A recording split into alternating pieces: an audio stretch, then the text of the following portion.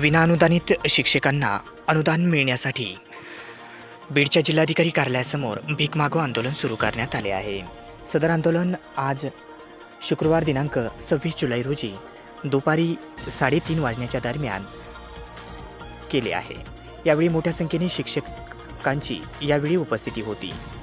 बीड जिल्ह्यामध्ये गेल्या काही वर्षापासून शिक्षक विनाअनुदानित तत्वावर कामे करत आहेत। यांना तात्काळ अनुदान देण्यात यावे या मागणीसाठी शिक्षक आक्रमक झाले होते।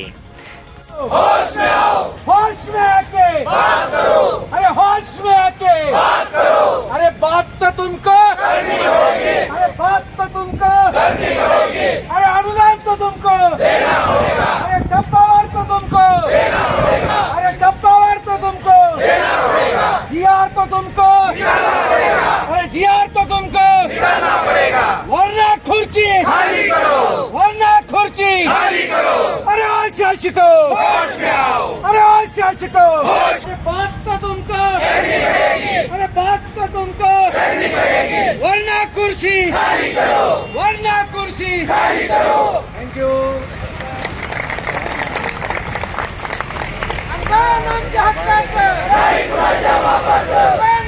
या अंशतः अनुदानित विनाअनुदानित कर्मचाऱ्यावर खूप अन्याय केला गेली 25 वर्ष झालं, परंतु आता अन्यायाला वाचा फोडण्यासाठी आम्ही जनजागृती आणि शासनाला एकदाचा निर्वाणीचा संदेश देणार आहोत की जर का येणाऱ्या कॅबिनेटमध्ये आपण आमच्या टप्पावाढीचा निर्णय नाही घेतला तर पुढच्या काळामध्ये जे काही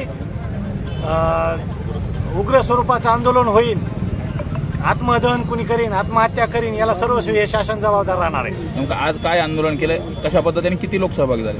आज आम्ही बीड जिल्ह्यातून जवळपास 1000 लोक इथं जमा झालेलो आहोत।